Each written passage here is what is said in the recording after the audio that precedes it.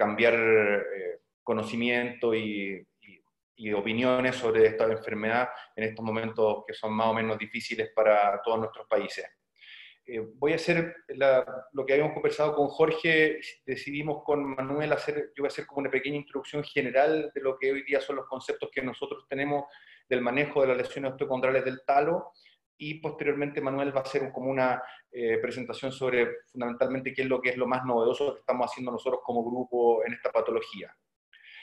Primero mencionar algo que es bastante para nosotros relevante, que el tratamiento sigue siendo el tratamiento dividido en dos posibilidades. El tratamiento médico tiene un lugar en esta patología. Hay que ser consciente que el paciente, que por muy fea o muy grande que tenga una lesión osteocondral, pero esta, si es asintomática, para nosotros sigue siendo la conducta, la observación de la lesión y no hacer tratamientos agresivos. Estos pacientes pueden perfectamente ser observados en el tiempo y ver cómo evolucionan, y si es que llegan a producir síntomas, o sea, dolor como consecuencia de su lesión, se plantea alguna opción más agresiva. Pero si se mantienen asintomáticas, nosotros preferimos los tratamientos absolutamente conservadores, debido a que hay bastante evidencia en la literatura de que estas lesiones no son precursoras de daño articular mayor.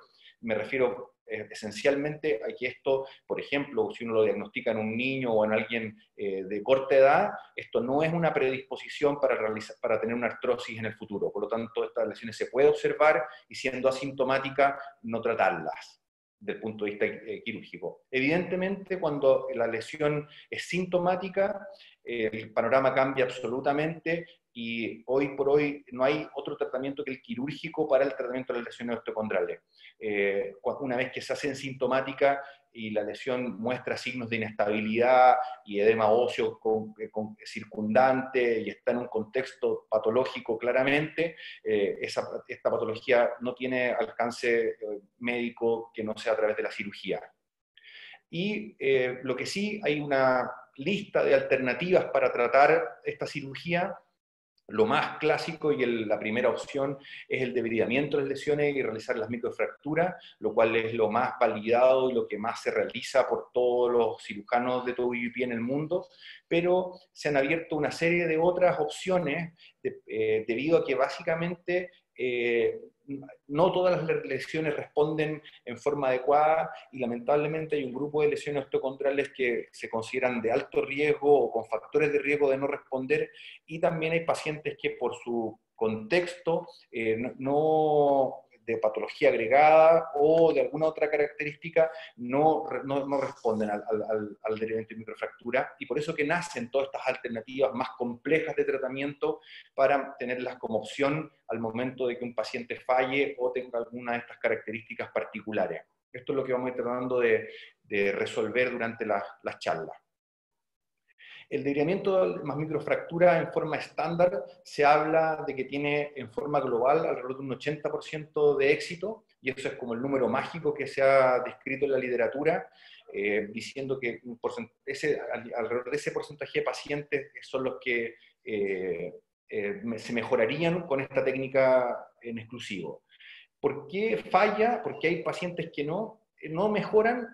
Nosotros pensamos que hay dos grandes grupos. Hay lesiones que tienen mal pronóstico de entrada, o sea, que la característica o el tipo de lesión hace que sea poco o tenga menos posibilidad de mejorarse con este tratamiento estándar. Y el segundo punto que hay que tener ojo es con la asociación con lesiones ligamentarias. Un paciente que tiene inestabilidad, evidentemente, si nosotros solo corregimos la lesión condral y no ponemos el foco en la inestabilidad ligamentaria asociada, probablemente sea un paciente que recidive o no se resuelva su problema. Y en este escenario, además, aparece hoy día, para complicar un poco más esta patología, lo que ha puesto en la mesa el grupo fundamentalmente de Barcelona, Jordi Vega a la cabeza, es el concepto de microinestabilidad, que es aún más difícil de diagnosticar, de evaluar, pero que también sería un factor en el cual, de no tratarse y de persistir en el tiempo, también sería un factor que podría hacer que estas lesiones recidiven frente a un tratamiento solo de ellas. Hoy día la decisión terapéutica, básicamente, y esto ahí es cuando se hace esta división de las lesiones con o sin factores de riesgo, está dado por lo que yo menciono en esta diapositiva. Hay tres características propias de la lesión, las cuales se evalúan fundamentalmente en la resonancia nuclear magnética, que hablan de factores de riesgo que involucran un mal pronóstico para esa lesión. Primero es el tamaño de la lesión, que son estos famosos 10 milímetros cuadrados que uno debe medir en forma completa, y si es que la lesión supera estos 10 milímetros, sería una de las lesiones que pudieran fracasar frente a un tratamiento estándar. La segunda es la presencia de un quiste subcondral y cuando la profundidad del quiste es mayor de 5 milímetros. Hoy día, si ustedes ven, los límites se han achicado. Antiguamente se hablaba de que el límite eran 15 milímetros cuadrados y 10 milímetros de profundidad del quiste. Se sabe que las lesiones que van a tener una mejor respuesta al tratamiento estándar son las de 10 milímetros y 5 milímetros máximo de profundidad.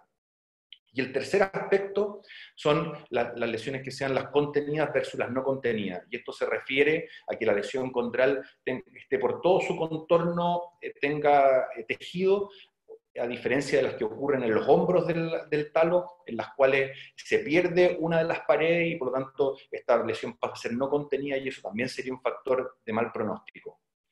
Y por último, obviamente la lesión terapéutica va a ir, que no va tan relacionado con la característica de la lesión originalmente, sino que va relacionado con la historia del paciente, es decir, la lesión es primaria o recidivada, que obviamente eso cambia un poco la forma de enfrentarla.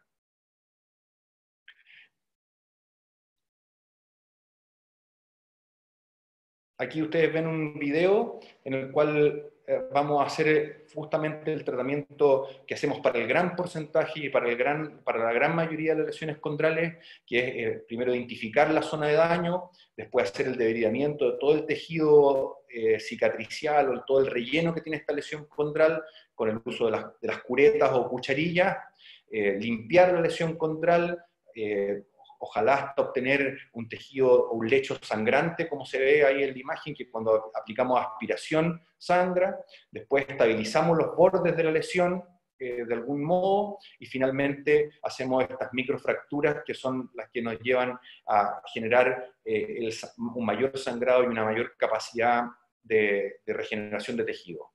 El resto de las lesiones, que son las recidivadas, las no contenidas, las lesiones mayores de 10 milímetros y con quistes de más de 5 milímetros, son las cuales nosotros proponemos hoy día que probablemente lo que requiere una artroscopía, este mismo tratamiento de heridamiento, microfractura y alguna suplementación, que es lo que va a tratar Manuel en su presentación siguiente. Y el resto de los casos en los cuales hablamos de lesiones masivas o lesiones que comprometen un gran porcentaje de la superficie del talo, hoy día proponemos cirugía abierta. Y yo les voy a mostrar a continuación, justamente en estas lesiones recidivadas o estas lesiones masivas, qué es lo que hoy día hemos realizado para tratar de enfrentarlas, que son patologías de difícil pronóstico, de difícil manejo, ya que el grado de lesión y el grado de daño en la superficie articular es importante. Este es un caso, ustedes ven ahí como el TAC muestra esta lesión que ocupa casi la mitad de la superficie del astrágalo, y esta es una de las posibilidades que nosotros hemos utilizado, que con cirugía abierta se hace la resección de toda la zona dañada, y a través de un halo injerto fresco congelado, con el cual nosotros obtenemos un reemplazo a través de este injerto de toda la zona comprometida. Y ahí ustedes ven cómo lo ubicamos en la zona y lo fijamos con un tornillo, como lo ven en esta imagen, y la evolución del paciente, este es el postoperatorio inmediato, con su escáner, y ese es ya el escáner que lleva un año de evolución con un paciente con una evolución relativamente satisfactoria, en el cual se ve una integración del injerto, y esta es una alternativa válida para cuando estos compromisos mayores de la superficie articular. Y esta es otra opción que se ha ido desarrollando, que está presente en la literatura y que es otra alternativa para estos casos, en los cuales, como ustedes ven aquí también, un quiste ubicado en la zona articular del astrágalo que comprometía también casi la medio hueso o media articulación. Por lo tanto, es difícil que nuestra propia capacidad regenerativa sea completa, y en este caso optamos por también una cirugía abierta, otra alternativa que hoy día está disponible, que es la resección completa de la superficie articular, el relleno. Ahí ustedes ven donde está ubicado este quiste, lo rellenamos con algún tipo de injerto autólogo en este caso, y finalmente el uso de una hemiartroplastía, que es una alternativa que tenemos también para resolver estos casos, obviamente pensando en alternativas que no sean totalmente ablativas, como pudiera ser una artrodesis o una prótesis total de tobillo, que sería la solución definitiva cuando ya hay un daño global del astrágalo y no tenemos otra solución que esa. Estas serían soluciones intermedias que nos darían una vida útil a este astrágalo por un tiempo, antes de pensar en cirugías más definitivas.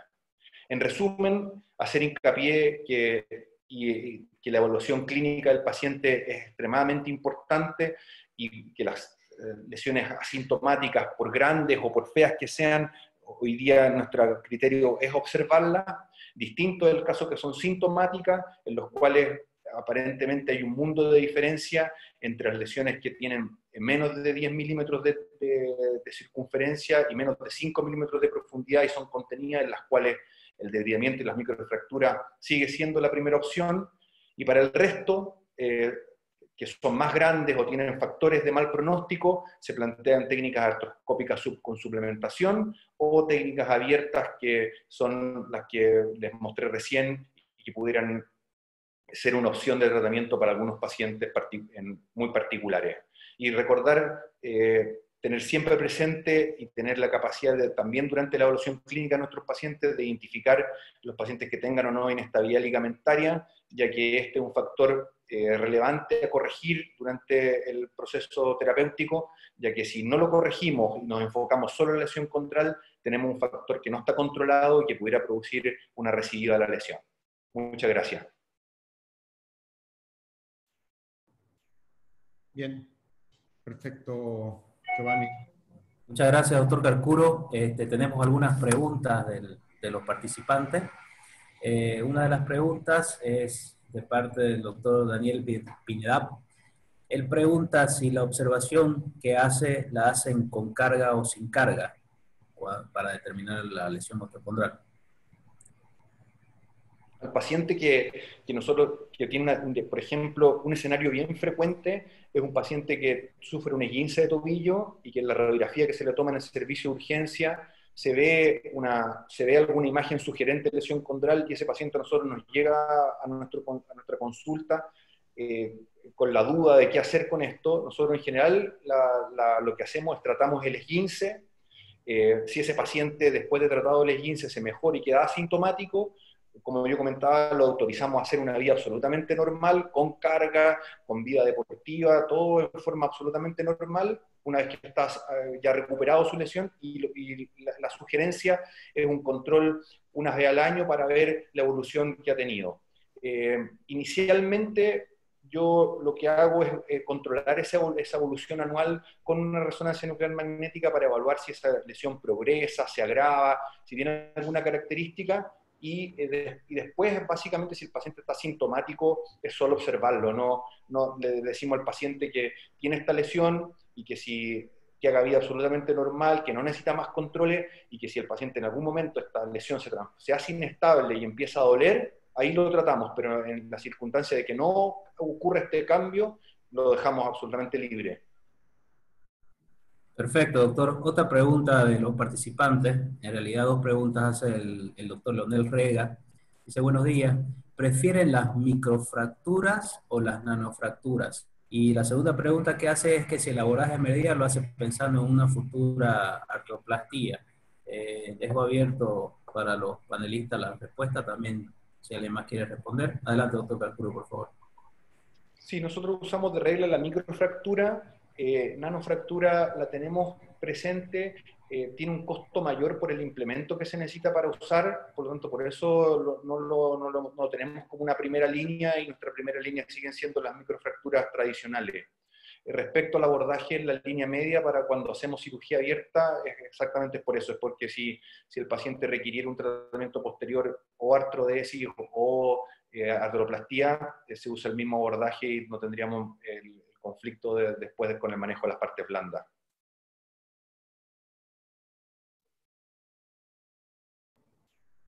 Perfecto. Vamos a continuar con el doctor Manuel Peregrini y obviamente vamos a tener un espacio de preguntas después y vamos a analizar unos casos clínicos, así que queremos tener tiempo para todo. Va a haber, Dios mediante, este espacio que necesitamos. Manuel, muy bienvenido. Estamos dispuestos a escucharte. Adelante, por favor. Gracias, Jorge. Muchas gracias por la invitación.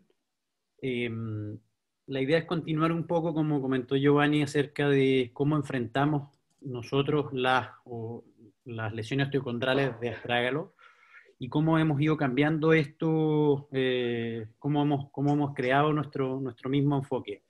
Retomando un poco y guiando este tema, para nosotros lo más importante es la sintomatología. Hablando ya de tratamiento quirúrgico, solamente tratamos a aquellos pacientes que tienen dolor articular proveniente del tobillo en presencia de una lesión condral. Es muy importante para nosotros el nivel de actividad y demanda para decidir un tratamiento en estos pacientes, en particular si estamos hablando de deportistas profesionales. Y las otras dos cosas que clínicamente son relevantes para nosotros, por un lado, es el mal alineamiento y tratar de entender este mal alineamiento si es que existe primero, y si es que existe, si es que es supra o inframaleolar, y las morfologías de pie que puedan presentar en conjunto con estas lesiones condrales, y la presencia o ausencia de inestabilidad de tobillo. Imagenológicamente, para nosotros, la resonancia magnética es la modalidad de elección para evaluar primariamente estas lesiones, donde primeramente nos fijamos en las mediciones que podemos hacer. ¿Qué diámetro tienen o qué área tienen estas lesiones condrales? ¿Qué profundidad tienen y qué volumen tienen?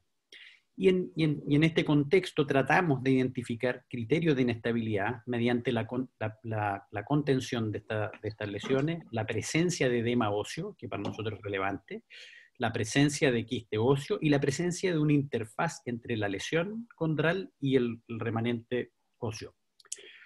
Ahora, ¿cómo lo decidimos? Y esto es cómo creamos el primer algoritmo que hicimos, esto fue unos años atrás, por eso ustedes pueden ver que los valores están puestos en signos de interrogación. En este primer enfoque, en ese momento el tamaño lesional era de 15 milímetros para determinar un mal pronóstico. El grado de contención, ya sea en las zonas 1, 4, 7 o 3, 6 y 9 de Raykin, son las zonas en que se considera una lesión no contenida, y esto se refiere a que que no toda la totalidad de la lesión tiene un borde firme que lo contenga. A eso se refiere con la contención. La presencia de quistes subcondrales de 10 milímetros en ese momento, y la presencia de si la lesión es primaria o recidivada. Eso también es importante en el pronóstico. Y cuando son recidivadas, en particular nosotros somos partidarios de la utilización del SPECT-CT para poder caracterizar un poco más esta lesión y determinar el grado de actividad y el rol que juega en los síntomas del paciente. En ese escenario ha ido cambiando un poco, de estos 15 milímetros se bajó a 10 milímetros o 100 milímetros cuadrados en el último consenso internacional de la Sociedad Reparadora de Cartílago, que fue publicado en el 2018, y se achicaron los quistes también a 5 milímetros. Y en general se asume que el tratamiento con debridamiento y microfracturas debiera ser en lesiones de 10 milímetros como máximo, en lesiones contenidas, en quistes pequeños y en lesiones primarias, mayoritariamente. ¿Y qué es lo que hacemos? Justamente eso, identificamos primero la lesión mediante la palpación intraarticular, identificando aquel cartílago que tiene una consistencia diferente al resto del cartílago articular, que es firme. Uno va palpando y realmente encuentra una zona de cartílago que está más débil y más reblandecida. Con eso definimos los bordes y utilizamos mayoritariamente la debridación mecánica inicial con una cuchara artroscópica para poder generar bordes firmes de la lesión, tratando de obtener que toda la periferia lesional esté idealmente contenida y con cartílago de una resistencia adecuada. Sin embargo, a lo largo de los años empezaron a aparecer literatura que decía que probablemente las microfracturas no son tan benéficas en aquellos pacientes que tenían estos factores de mal pronóstico en el largo plazo. Y se empezó a pensar de qué alternativas teníamos para poder enfrentar a estos pacientes. En ese momento, que fue hace un par de años atrás, nosotros definimos que las lesiones que no eran contenidas, que tenían lesiones de mayor de 15 milímetros, hago hincapié en la antigüedad de este margen lesional, porque lo hemos ido cambiando, y el quiste hasta más de 10 milímetros, estos pacientes, nosotros los identificamos como pacientes que son portadores de señales de mal pronóstico, que probablemente su tratamiento se vaya a deteriorar en el corto plazo, y en este caso nuestra decisión fue realizar artroscopía, injerto óseo más un scaffold, que es una membrana de ácido hialurónico, y finalizar la cirugía con un aporte de concentrado de médula ósea obtenida del mismo paciente. Por ejemplo, esta es una paciente de 18 años, deportista, con una lesión de importante tamaño, con edema perilesional, y con lo que les decía anteriormente, con la presencia de una interfase entre el hueso y la lesión, que habla del grado de inestabilidad. Los pasos iniciales son lo mismo, uno puede identificar en la artroscopía que hay un cartílago que está reblandecido, y fíjense también que en este video uno puede observar que la calidad del hueso que está realmente nutriendo ese cartílago está malo, y es posiblemente esa la causa de que este cartílago se haya deteriorado y se haya ido generando esta lesión, donde el hueso subcondral es tremendamente importante para mantener esta lesión, y por eso es que se ve también que en el último tiempo se ha ido disminuyendo los valores de corte para la necesidad de realizar injertos. Cuando nosotros empezamos este protocolo era de 10 milímetros, hoy día incluso se habla de 5 milímetros, y hay algunos autores que son un poco más agresivos que también lo llevan a los 3 milímetros. Posteriormente, una vez que la lesión se ha debridado, secamos la articulación. En este caso, como se ve una lesión muy grande, aportamos injerto óseo que obtenemos a través de un trocar de biopsia de la misma cresta ilíaca del paciente, donde vamos a obtener el concentrado de médula. Ese mismo trocar es el que utilizamos para obtener cilindros de hueso esponjoso, para poder aplicar directamente en la zona y tratar de moldearlo a modo de darle un buen lecho a la zona lesional, que va a ser el soporte para la colocación de nuestra membrana, que la idea que tiene es poder capturar en la zona lesional la mayor cantidad posible de células totipotenciales que sean capaces de diferenciarse, ya sea principalmente a cartílago, idealmente a cartílago nativo. Esta es la introducción del scaffold de ácido hialurónico, una vez que la lesión está realizada ya, a través de una jeringa de tuberculina que nosotros cortamos en forma biselada. Podemos incorporar a la articulación seca, como había dicho previamente, esta membrana de colágeno, que es una verdadera malla, donde va a buscar atrapar localmente y aumentar las concentraciones de células en la zona donde nosotros esperamos que los factores, tanto mecánicos que nosotros proporcionamos durante la cirugía, como los biológicos a través de las células totipotenciales que van a venir desde la médula propia del paciente, más las que nosotros estamos incorporando posteriormente, se concentren en esta zona y se diferencien a un cartílago hialino. Y esta es la imagen final. Ustedes ven cómo se ve aplanada ya al mismo nivel de la lesión. Tratamos de no sobrepasarlo para que no se produzca un sobrecrecimiento, y aportamos finalmente el concentrado de médula ósea a los pacientes.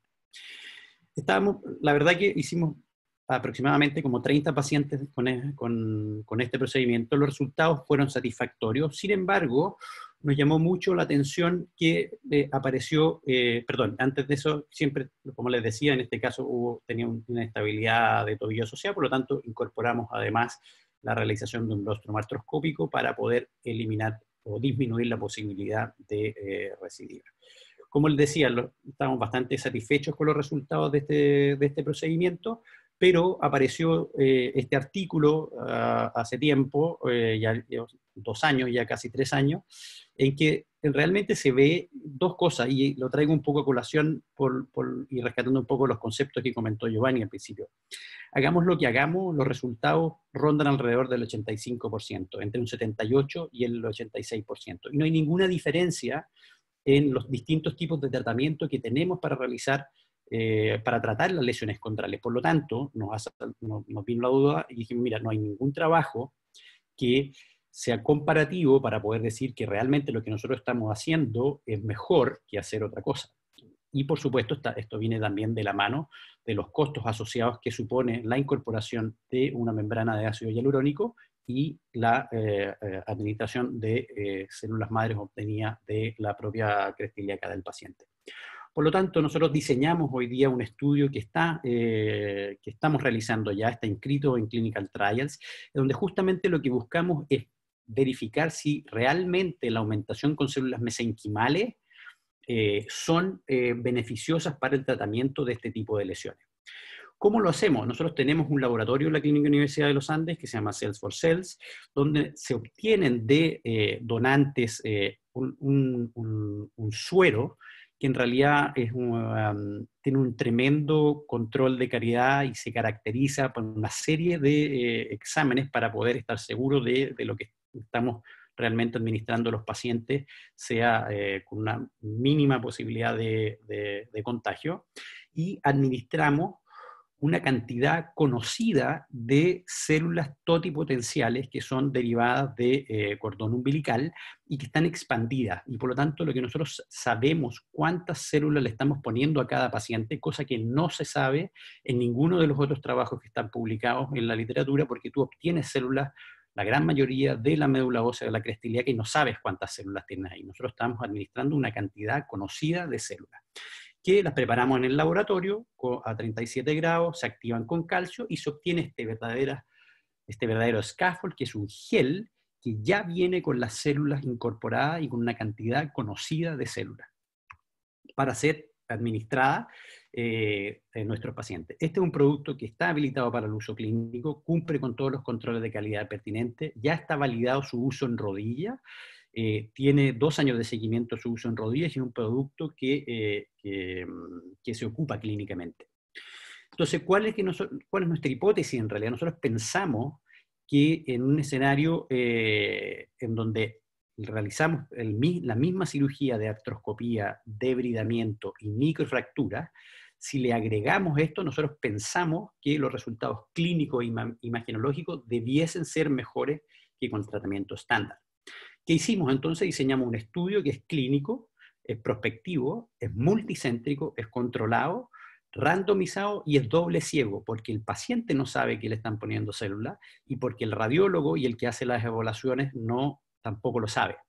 Esto está aprobado en la Clínica Universidad de los Andes, en el Hospital Clínico Universidad de Chile, en el Hospital San José, y de una duración de 6 años con un seguimiento mínimo de 24 meses por paciente. Este es un caso del mismo tipo, una vez que uno debrida la lesión y obtiene una lesión de bordes firmes, siempre registramos y medimos la lesión para tener claro, y vamos registrando todo esto en nuestro protocolo.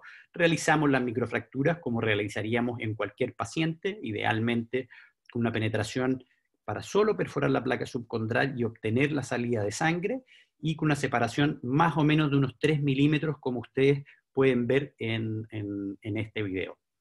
Y finalmente, a través de la misma técnica que ya les habíamos mostrado antes, incorporamos este coágulo, que es en realidad un scaffold que viene con las células incorporadas, y finalmente lo moldeamos para cerciorarnos de que esto quede en la zona de lesión y aportemos la mayor cantidad de células, como les decía, al lugar donde nosotros queremos que esta diferenciación, aunque sea un cartílago hialino, ocurra. Nosotros pretendemos incorporar 70 sujetos en nuestros 3 centros porque hicimos un cálculo para obtener un 80% de poder, considerando nuestras evaluaciones, que es el SF36, el FAM, el FAOS y el EVA, que son escalas que están validadas en Chile para su uso clínico, y además poder evaluar radiológicamente a través de la escala MOCAT, como les decía, con los 2 radiólogos que lo harán de forma ciega. Hoy por hoy tenemos 16 pacientes enrolados. Lamentablemente nos tocó durante esta epidemia de COVID que ya teníamos bastantes pacientes que íbamos a operar durante estos meses, pero por razones obvias han sido suspendidos hasta que ya sea seguro para ellos poder operarla. Tenemos 9 pacientes en el grupo experimental y 7 en el de control. 14 de ellos ya tienen 1 año, que están en etapa de evaluación imaginológica y funcional. Y tenemos 2 pacientes que tienen solamente 3 meses de seguimiento, y en forma anecdótica les puedo decir que hoy, a día de hoy no tenemos complicaciones reportadas. La verdad que el tiempo que llevamos es poco como para poder formarse una idea formal de cómo, si que existiera realmente una diferencia respecto al otro tratamiento, pero justamente eso es lo que no queremos hacer acá. Lo que queremos es entregarles información objetiva para poder después tomar una decisión adecuada para nuestros pacientes. En resumen, en general, las lesiones condrales que son asintomáticas y no desplazadas, solamente las observamos. Si esto fallase o se hicieran sintomáticas, los pacientes van a cirugía. Si son sintomáticas o desplazadas, en general, si tienen factores de buen pronóstico, el primer step es hacer microfractura. O si falla o tienen factores de mal pronóstico, en general se asocia a algún tipo de scaffold paracelular. También tenemos lo que había comentado del injerto óseo y procedimientos más ablativos ya en casos de que falle, pensar más en osteotomías supramalleolares, incluso ortodesia de tobillo o prótesis de tobillo, dependiendo del caso a caso. Muchas gracias. Gracias, Manuel. Vamos a continuación presentar unos casos clínicos acerca de lesiones osteocondrales para poder discutir acerca de ellos y después tener tiempo para las preguntas.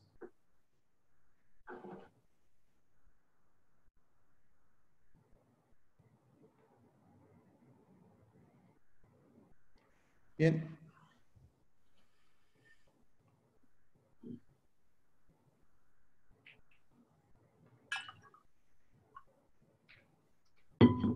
Ahí sí. Bien. Se ve ahí todo perfecto, ¿verdad? Bien. El caso clínico número 1 es una paciente mujer de 18 años de edad con... Perdón, Jorge, se ve en blanco tu pantalla. Ahora. Sigue blanco.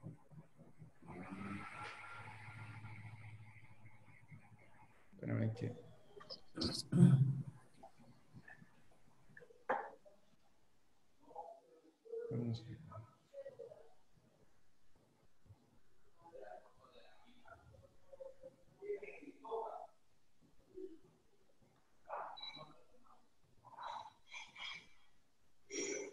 ¿Ahí sí se ve? No, sale a ti, sales tú, perdón, pero no se ve. ¿Por qué? ¿Estás compartiendo la pantalla? Sí. No, no se ve. Podríamos aprovechar a preguntarle al doctor Macklin. Ah, no, ahí apareció. Ahí sí. ¿Ahora sí se ve? Sí, sí. Perfecto. Ya. Perfecto, perdón. El caso clínico número 1 es una paciente mujer de 18 años de edad que practica artes marciales a nivel competitivo, antecedente de una torsión de tobillo durante la competencia, se le realizó un tratamiento conservador por un diagnóstico de esguince de tobillo con fisioterapia y antiinflamatorios, no se evidenciaba inestabilidad al examen físico y se realizaron estudios complementarios. Esa es la imagen radiológica del tobillo en proyección anterior-posterior y lateral, observándose una lesión osteocondral a nivel de la zona medial del astrágalo. Se le solicitó una resonancia magnética con las siguientes imágenes. La paciente fue sometida a una cirugía y a una artroscopía, ¿no es cierto?, realizándose microfracturas. Imágenes de la cirugía y el momento de realizar las microfracturas. Bien. Giovanni, Manuel, Alberto, esto un poco recalca lo que hemos estado escuchando de ustedes acerca de las lesiones osteocondrales que tienen indicación de cirugía. Sobre todo en los deportistas, me gustaría que nos pudieran recalcar el tema de qué hacer. ¿Cambia un poco la conducta frente a los pacientes que no hacen deporte de alta competencia? ¿Sí? ¿No? ¿Qué opinan, por favor? En mi opinión, no sé si me escuchan. Sí, Sí, lo adelante. escuchamos perfecto. En mi opinión, este tipo de lesión siempre hay que agotar los tratamientos no quirúrgicos, porque si bien es factible hacer estas perforaciones y que el paciente ande bien, puede usted después agotar ese método y no tener otra forma.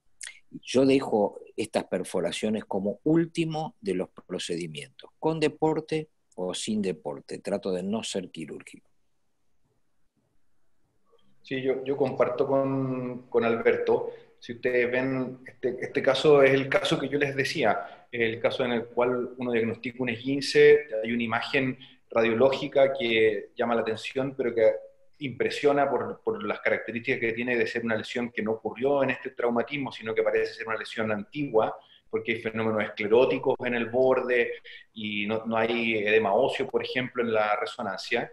Entonces, yo creo que estoy de acuerdo que aquí uno agota el tratamiento primero del cuadro agudo, que es el esguince de tobillo, y ser bien cuidadoso en la evaluación de estos pacientes en la evolución que tienen, porque si se van mejorando y no tienen síntomas, y no hay dolor intraarticular y no hay, o sea, no hay consecuencia de esa lesión condral, ese paciente va a poder volver a retomar el deporte y todo sin necesidad de que se trate.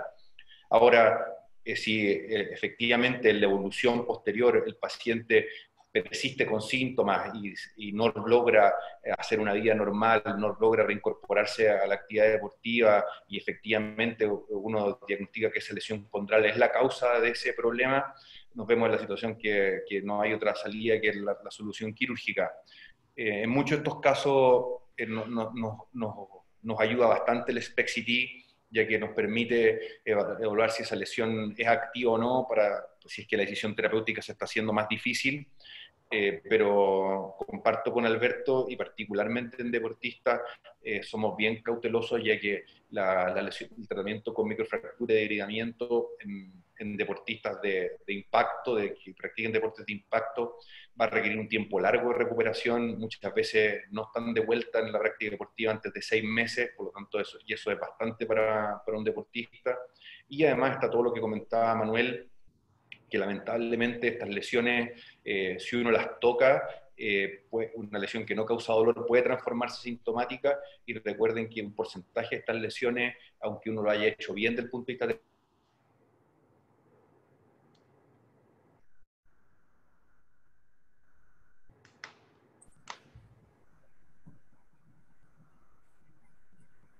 Hola, se terapéutico, recidivan a chico para cuando ya ha fracasado el tratamiento conservador.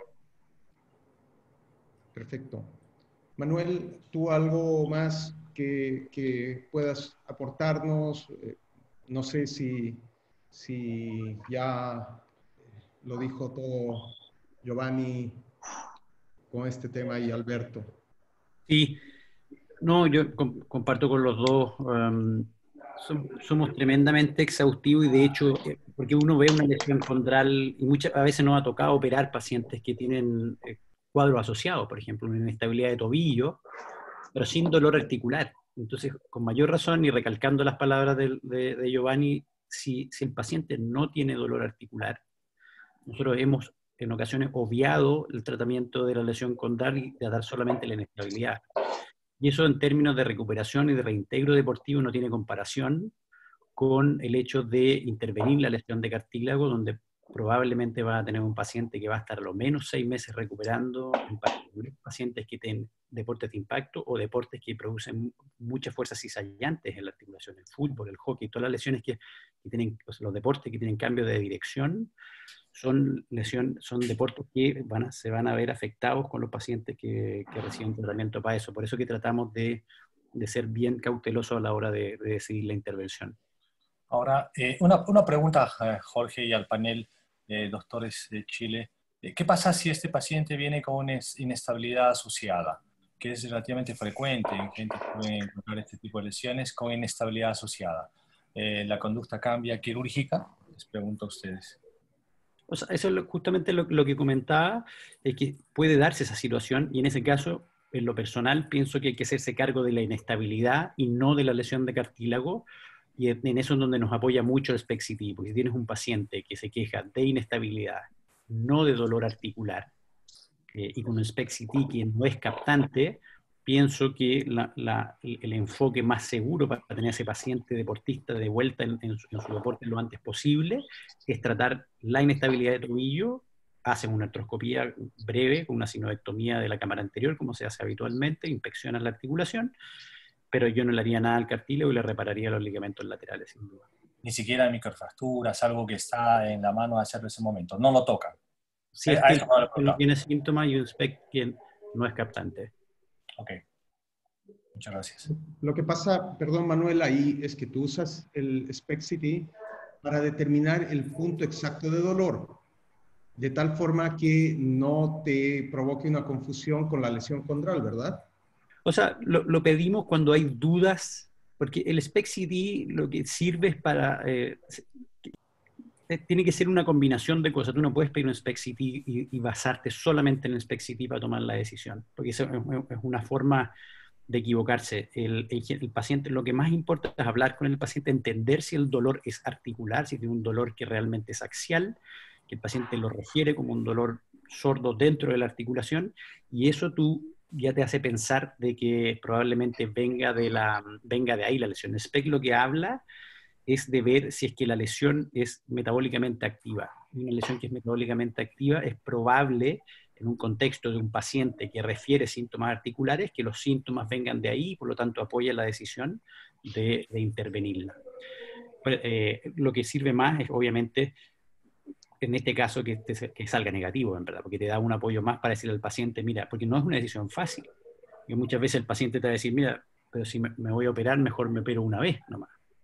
El punto es que, y como lo hemos resaltado, los resultados de esta intervención, lo dijo el doctor Macklin ya, son buenos, pero no son tan buenos tampoco. O sea, estamos hablando de un 80, de un 85% como máximo.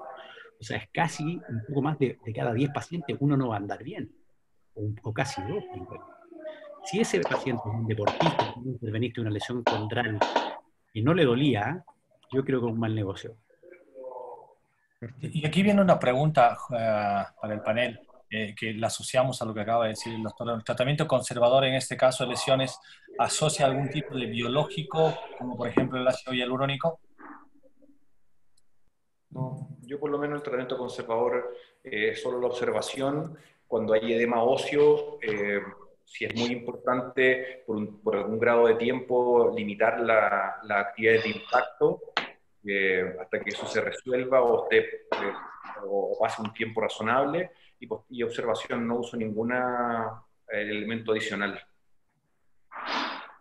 Yo me sumo a eso. La única diferenciación haría que hay veces hay pequeñas lesiones condrales en el aspecto anterolateral de las trágalos muy chicas, que son de 1 o 2 milímetros, donde realmente lo que pensamos no es que le duela la lesión condral, sino el pinzamiento en esa zona.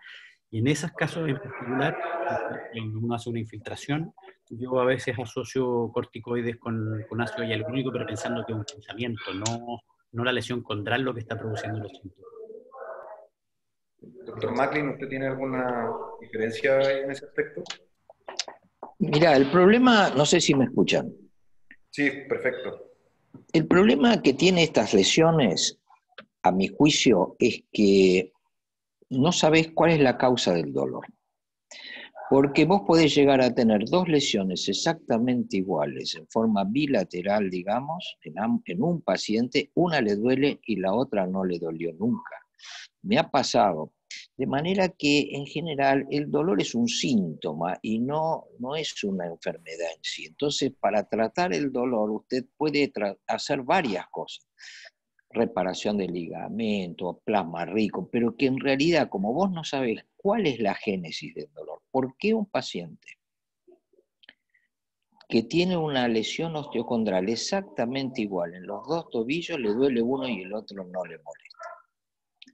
Entonces eso es difícil de poder analizar y a partir de ahí el tratamiento es difícil. Sí le puedo decir una sola cosa. Con cartílagos de crecimiento abierto no opero en general una lesión osteocondral. Perfecto.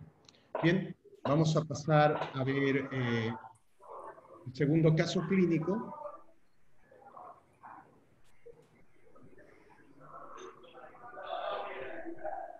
¿Se ve ahí? Sí, sí. Sí, perfecto.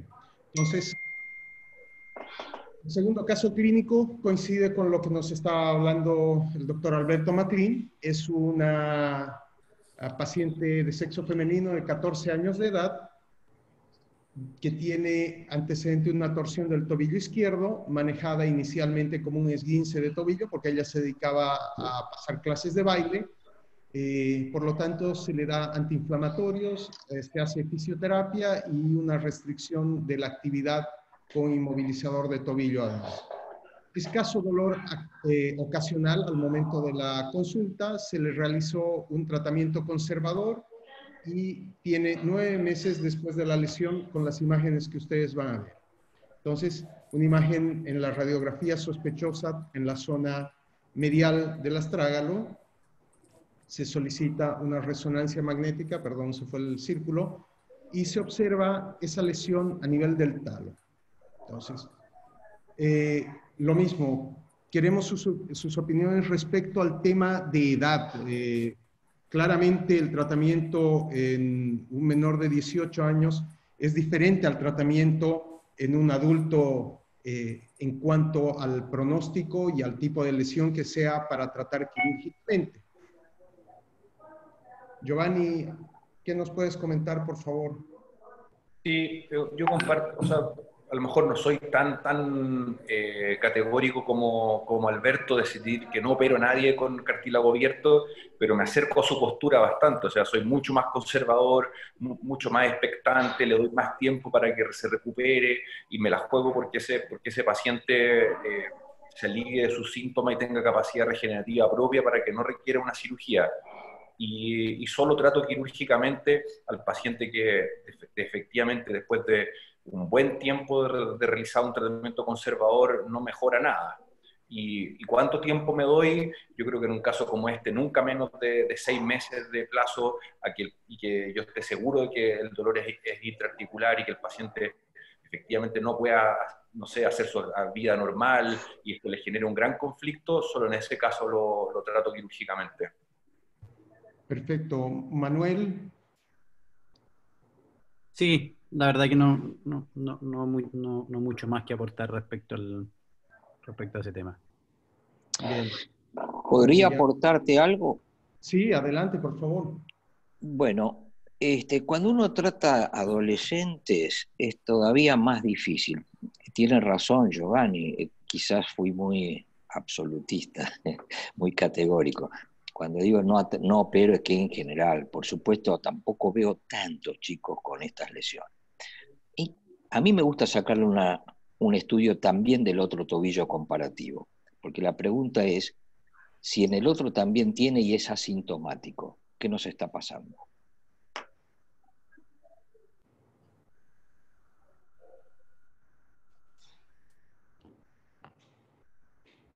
Bueno, les voy a Es una presentar. pregunta. Giovanni, Manuel, ¿Sí? ¿qué pasa si tiene la otra lesión en el otro tobillo, verdad, Alberto? Sí. Para mí, esos casos... Como, digo, Perdón. perdóname, digo que como protocolo en un chico con 14 años, en general, si es sintomático de un lado, pido un estudio del otro tobillo a ver si no tiene la misma lesión.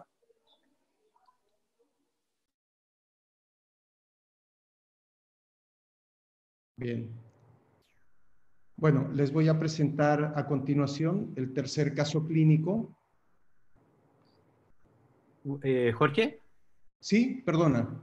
Sí, no, sumándome un poco a las palabras del doctor Macklin, a mí, no sé si puedes volver a la imagen anterior, pero sobre todo en estas lesiones que son posteromediales y que son bilaterales, a mí lo que me preocupa es el mal alineamiento. Y rescato un poco las palabras del doctor Macklin, porque a veces uno no sabe realmente qué es lo que le duele en realidad a ese paciente. Habitualmente las lesiones posteromediales grandes se pueden asociar a la presencia de pie plano. Entonces a mí, y en una cosa que nosotros insistimos bastante, es en el estudio en carga de estos pacientes. En particular, siempre estos pacientes los estudiamos con una radiografía de ambos pies, de ambos tobillos y de la Salzmann para empezar, ¿ya? En general, y no son pocas las situaciones en las cuales uno observa en realidad que hay un pie plano y una deformidad significativa en estos pacientes, y sobre todo si estamos hablando de pacientes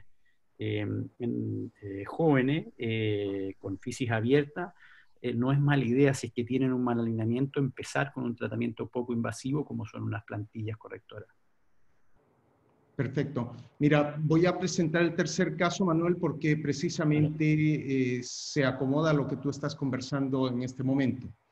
Fíjense que este es un paciente varón de 30 años con antecedente de un esguince de tobillo del lado izquierdo el año 2012. El 2015 debuta con un cuadro doloroso intenso y se realiza una artroscopía con microfracturas por lesión condral. El paciente evolucionó sin dolor por 3 años y posteriormente reaparecen las molestias. Él es un ingeniero en minas, por lo tanto tiene que caminar por terrenos muy irregulares y eso le molesta y se le solicitan nuevos estudios. La resonancia del año 2008 muestra lo que ustedes están viendo, una lesión, ¿no es cierto?, en el astrágalo, en la zona medial. El año 2009 asiste al consultorio con molestias que se han ido intensificando, se le pide una tomografía y se observa esta lesión en los diferentes cortes. Y aquí aparece, yo no la incluí, pero ahí si ustedes se fijan en el tobillo derecho, alguna lesión también en el astrágalo, no tan intensa obviamente como la del lado izquierdo, pero sí hay una lesión que es asintomática. Este paciente es un fracaso de tratamiento de microfracturas y actualmente se encuentra con molestias en el tobillo izquierdo. Preguntas. ¿Qué opción de tratamiento tenemos para este paciente? Giovanni.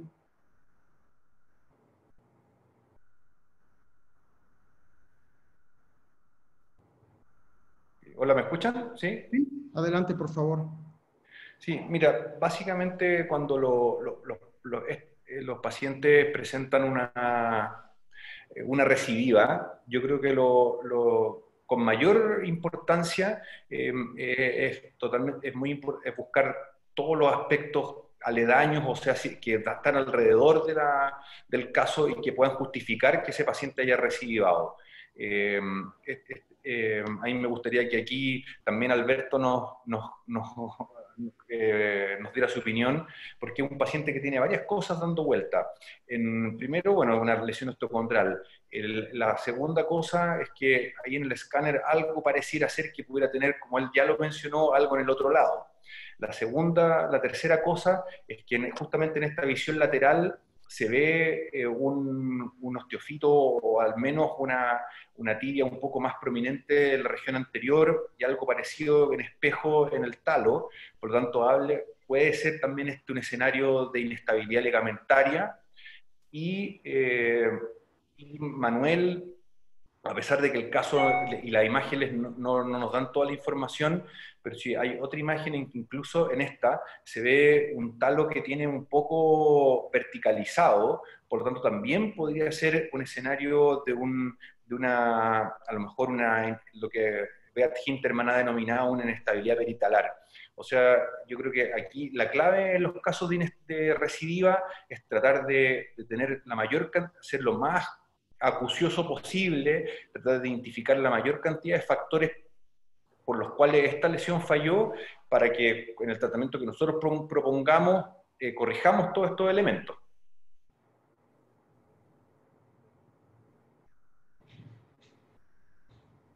Alberto, ¿alguna opinión acerca del caso, por favor?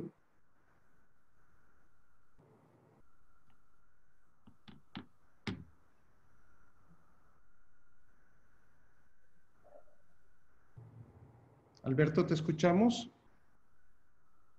¿Me escuchas? Ahora Sí, sí. adelante, por Sí. favor. Yo primero les decía, les agradezco la participación.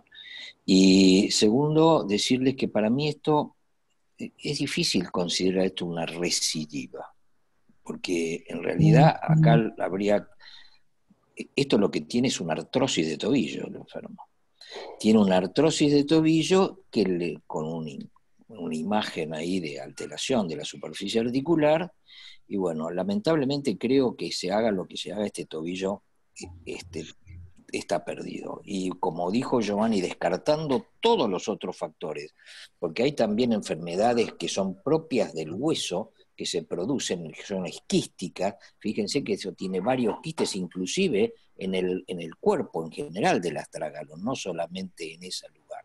Con lo cual hay una lesión ósea, que se ve bien ahí en esas imágenes. Esos pequeños agujeritos, quistecitos que también se ven en el calcáneo. Bueno, yo no lo sé. Y si lo ven en la tibia, también lo pueden ver alguna. ¿Me escuchan?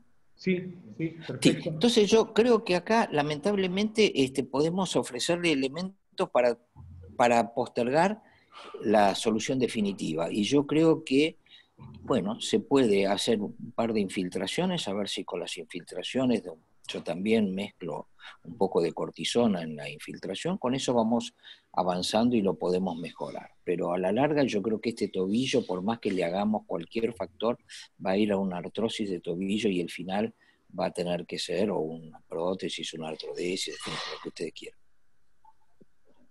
Bien. Manuel, ¿qué le podríamos ofrecer a este paciente, ya que las microfracturas solas, aisladas, no han funcionado? ¿Tú crees que podríamos tener algún otro tratamiento alternativo para él?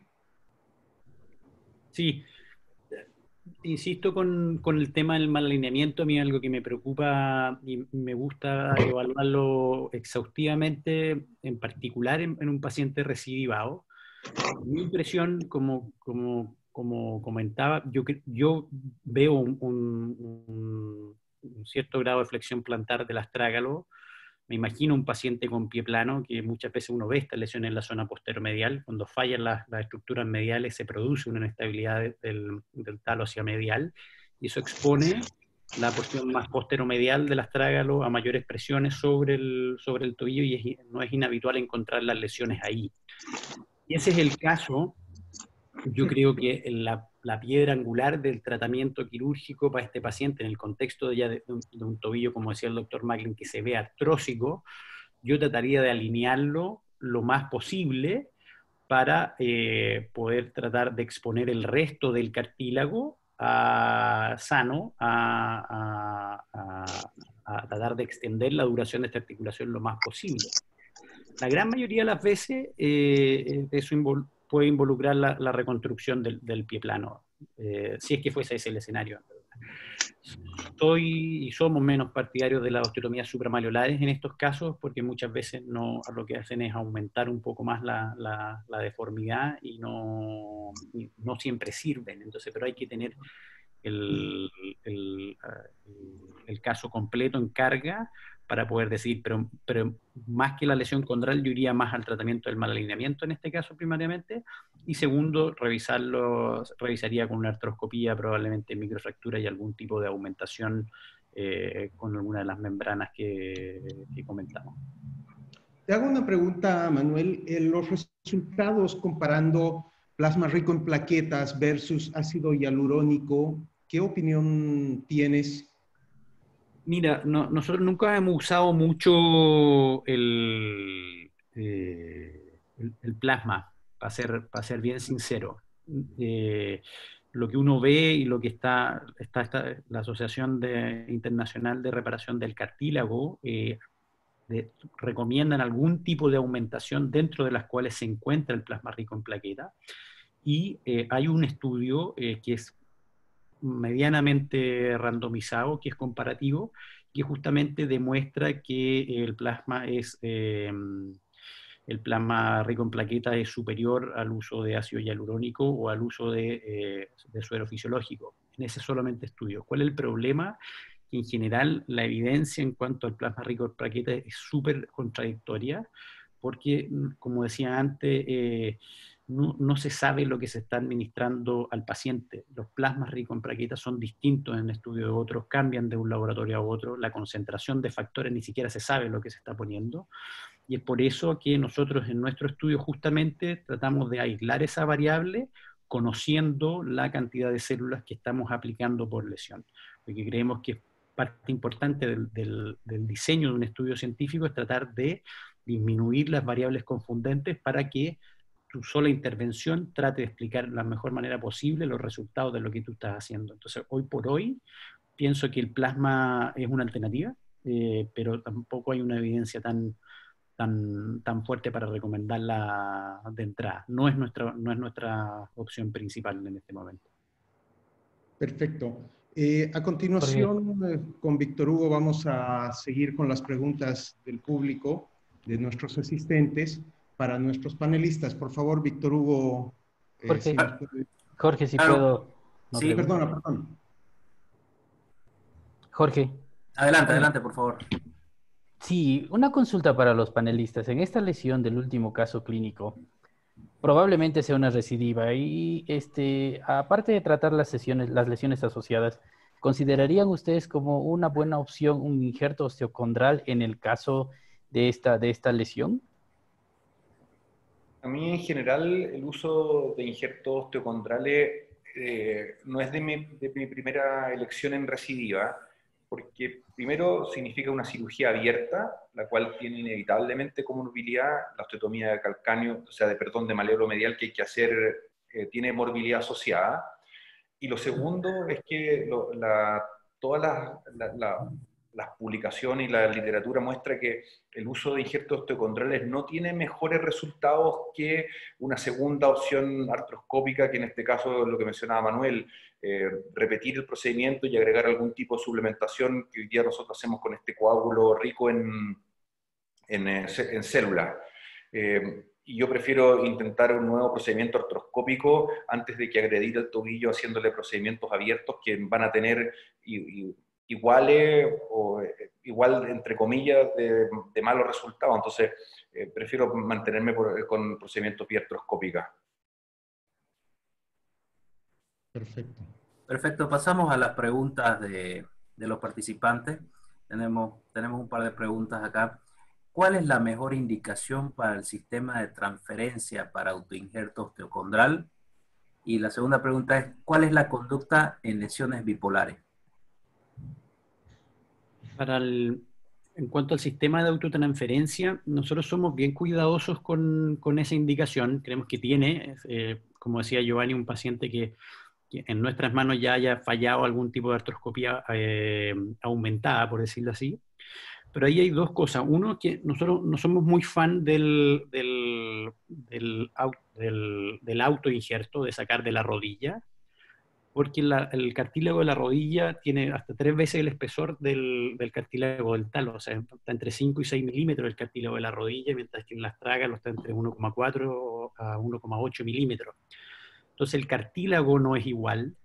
Probablemente las fuerzas a las que se ve expuesto en una articulación tan congruente como el tobillo son muy distintas de la rodilla, y se va a producir inevitablemente un mismatch entre el cartílago nativo y el de loads que tú estás colocando. Segundo, el tobillo es un lugar difícil para poder entrar absolutamente perpendicular a la lesión, con lo cual, como comentó Giovanni, requieres una osteotomía para poder obtener acceso perpendicular y asegurarte que el autoinjerto no produzca un plaque que quede sobreprominente o más hundido, porque eso va a producir, o biselado, por decirlo de alguna manera, porque eso va a producir zonas de mayor presión y va a llevar a la falla también del procedimiento.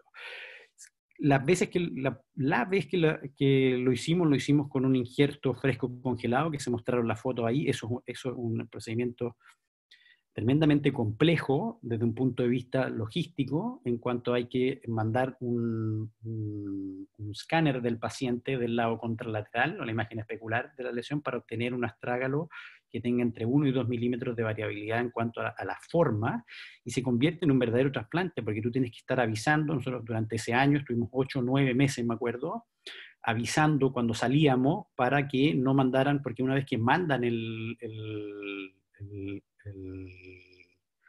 donante, tienes 48 horas para implantarlo. Entonces, es complejo, es costoso, y como dijo Giovanni, los resultados no son, porque si uno supiera que esos resultados son tremendos, claro, por último pudiese valer la pena en un paciente más joven, o que uno tratara de salvar la articulación, pero sigue siendo una opción. Tenemos una pregunta para el doctor Carcuro.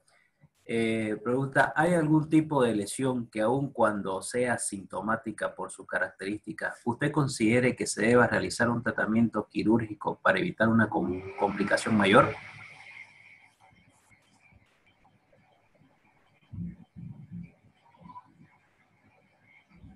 El doctor Carcuro. Me parece que se fue a la emergencia.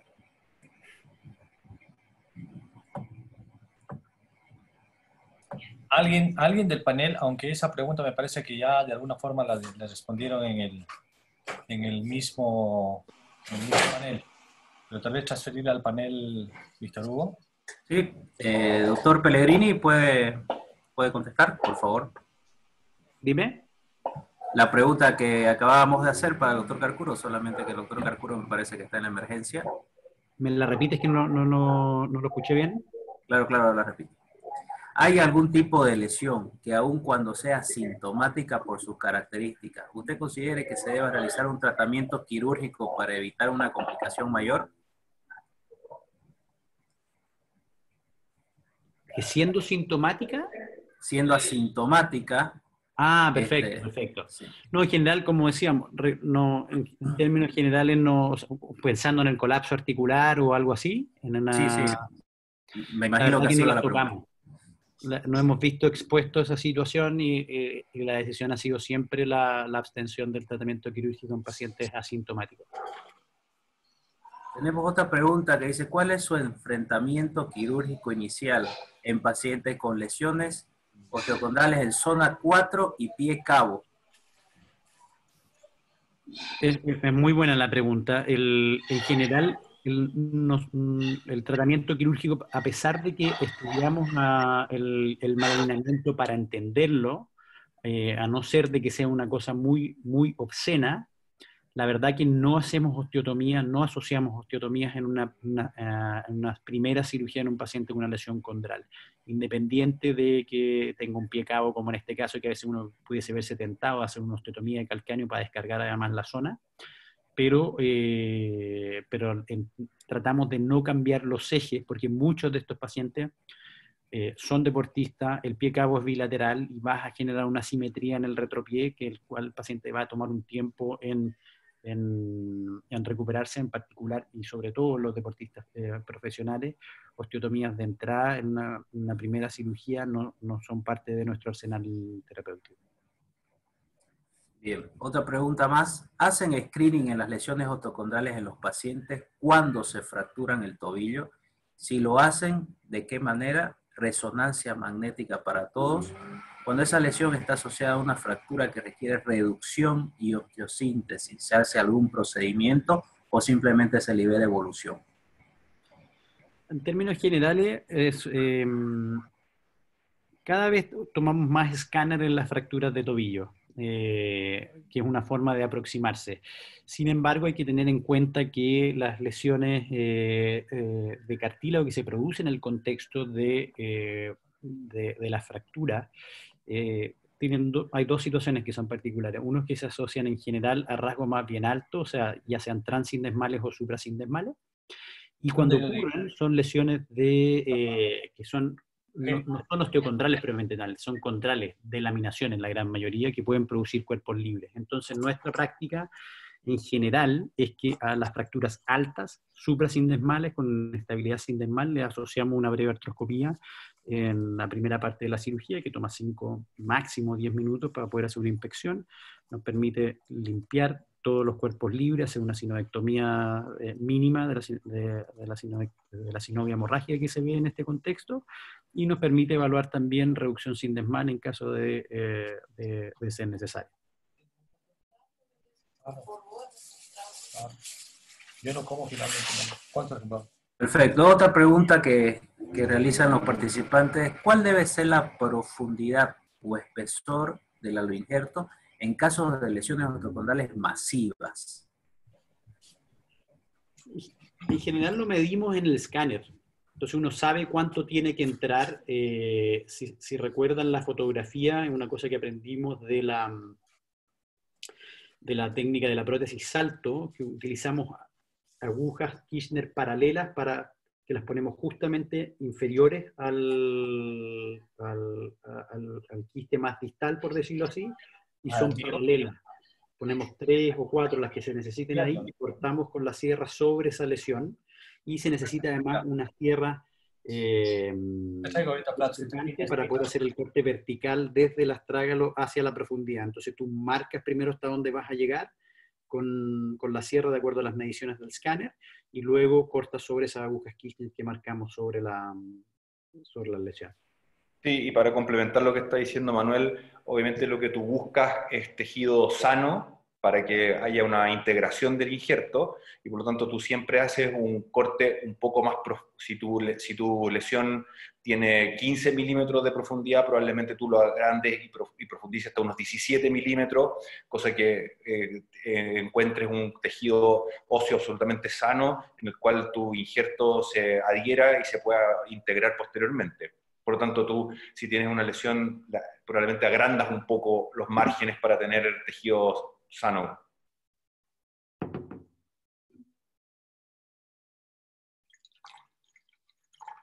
Bien, ya estamos en hora para terminar este webinar. Creo que en un esguince, en donde tenemos una lesión... Dale, esa última pregunta más, Víctor Hugo. Sí, me parece interesante la pregunta. En un esguince en donde tenemos una lesión osteocondral, ¿hasta cuánto tiempo deberíamos esperar a que desaparezcan los síntomas antes de tomar una decisión quirúrgica en el caso de ser una lesión pequeña, ¿no? Yo mínimo, nunca antes de 3 meses. Y si puedo esperar 6, tampoco no tengo ningún apuro, pero mínimo 3 meses. Que yo me he puesto siempre como 3 meses, no solo en el caso de lesiones osteocondrales, sino que en los casos en general, me parece a mí que un esguince de tobillo, y hay literatura que de alguna manera lo avala este plazo, es que uno puede esperar durante 3 meses que ese esguince duela todavía en forma natural por la lesión original. A mí cuando ya pasa de 3 meses me parece que es una lesión en la cual ya está molestando alguna otra cosa o hay alguna secuela que hay que poner atención y que ya no es tan normal la evolución. No sé si Alberto o Manuel están de acuerdo. Sí, yo lo único que comentaría es que la única excepción a esa regla es cuando hay una fractura osteocondral que requiera fijación, que tal vez es una de las pocas situaciones en las que está indicado la reparación de la inestabilidad aguda del tobillo y la fijación del fragmento. Alberto. Hay que tener cuidado tampoco en sobreactuar, no ha sido mucho la cantidad de patología que he asociado, pero que voy a... te decía, no son muchos los casos. Yo soy bastante, por empezar, muy parecido a lo que piensa Giovanni, ¿no? Es decir, soy muy cauto antes de indicar una cirugía, porque cuanto más tocas el tobillo, pues hace un efecto reaccional, como que le duele y más es el tiempo. Yo antes de 6, 8 meses trato de no tocarlo. Y en las fracturas, no le hago habitualmente una exploración, salvo alguna fractura muy grande, que lo tengo ahí en la vista, por lo cual no. Pero en fin, no, yo trato de no hacerle ningún trabajo artroscópico. Perfecto. Bien, ya llegamos al final de nuestro webinar. Agradecerles a todos nuestros participantes y fundamentalmente a nuestros panelistas Giovanni Carcuro, Manuel Peregrini, al doctor Alberto Maclin. Han sido muy amables de poder acompañarnos y poder darnos toda esta experiencia que ustedes tienen. Esperamos poder contar con ustedes en una próxima sesión. Realmente les quedamos eternamente agradecidos.